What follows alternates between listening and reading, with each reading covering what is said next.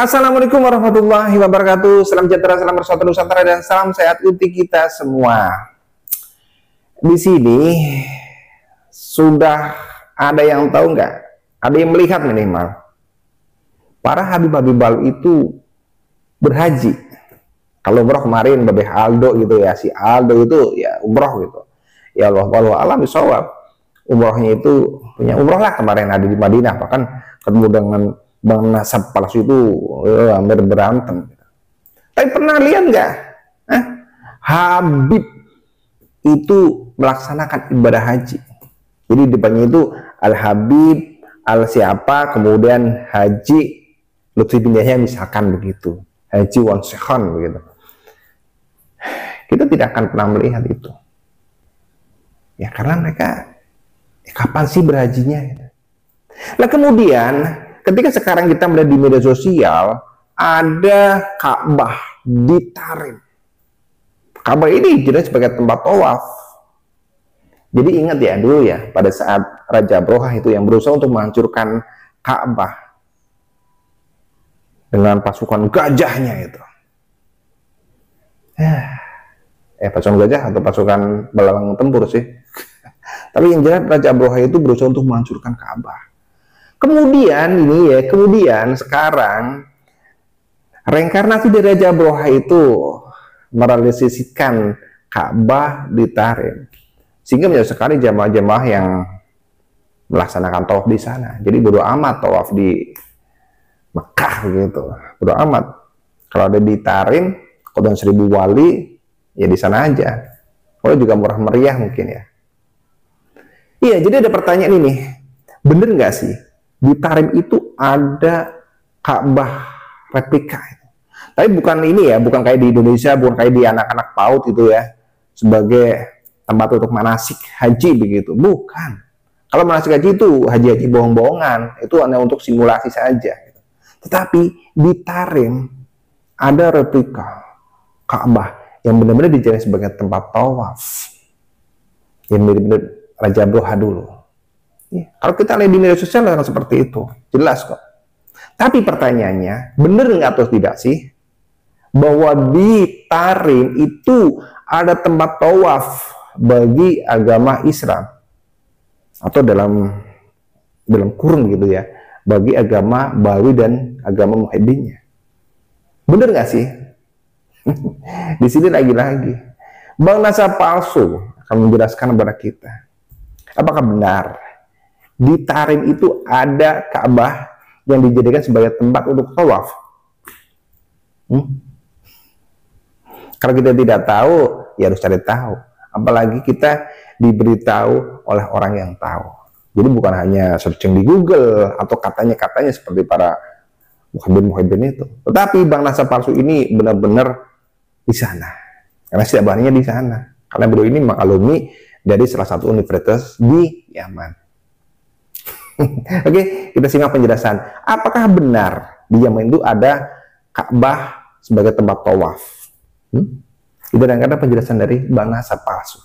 Pokoknya apa yang dikatakan oleh Habib baru itu harus didengerin ya. Kita tetap harus menjaga negeri ini ya. Karena siapa lagi yang akan menjaga negeri ini kalau bukan kita? Mari kita jaga negeri ini dari tangan-tangan orang-orang jahat, dari para pencuri makam dan dari para pencuri nasab. Assalamualaikum warahmatullahi wabarakatuh. Selamat datang guys di channel Diam Saudara. Assalamualaikum ala sayyidil mursalin. Assalamualaikum ala khatimin nabiyyin. Umar itu bilang, siapa orang yang ziarah ke Tarim akan merubah apa? Merubah tembaga. Merubah tembaga itu menjadi emas para hadirin karena pendidikan daripada kota Tarim. Bahkan sampean kalau ke Tarim itu jangan belajar, nggak usah belajar, jaga hati saja Pak. Dikatakan oleh Syekh Abdurrahman As-Siddiq, syawari utarim syekhu man la syekhulah. Ya, gang-gang, jalanan-jalanan di kota Tarim itu adalah guru bagi mereka yang tidak punya guru para hadirin. Ya, bahkan di dalam kalam salaf dikatakan Habib Alwi bin Syahab itu Ainul Tarim itu beliau tidak pernah keluar sama sekali dari kota Tarim, nggak pernah keluar. Hatta haji dan umroh nggak pernah, tidak pernah sama sekali beliau. Ya, Beliau keluar dari kota Tarim 2 hal saja, ziarah Nabi Hud dan Nah, katanya di Yaman, di Tarim sana ada toa.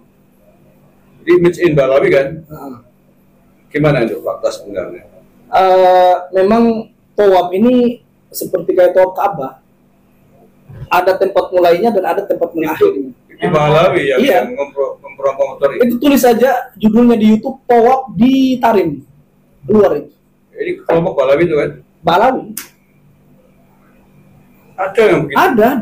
Ada di sana lagi yang lebih parahnya itu, yang saya lihat, yang saya tahu itu ada bekas minumannya Nabi gelas.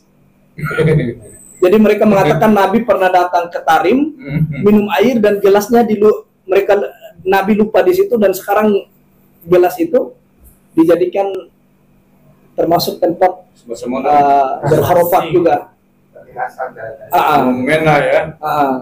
Yang jadi pertanyaan saya, kalau memang Nabi pernah datang ke Yaman, kenapa Wais Al-Qarni nggak jadi sahabat? Ya, kan asal Yaman ya. Wais Al-Qarni kan pengen ketemu Nabi, tapi dia harus urusin ibunya. Ya. Makanya Nabi sallallahu alaihi wasallam memerintahkan Umar, nanti kalau ada seorang laki-laki datang dari Yaman, namanya Wais Al-Qarni, disebutkan ciri-cirinya, minta doa sama dia. Sampai di Mekah, Umar pun tanya, mana kabilah dari Yaman, apakah ada yang bernama Wais Al-Qarni dari kalian, segala macam lah. Ala kulli hal, di sini yang saya paling jadikan poin adalah bahwasanya kalau memang Nabi pernah datang minum air di Tarim, kenapa orang-orang yang seperti Wais Al-Qarni tidak jadi sahabat, malah jadi tabiin sampai detik ini? Wais Al-Qarni bukan Balawi kan? Bukan.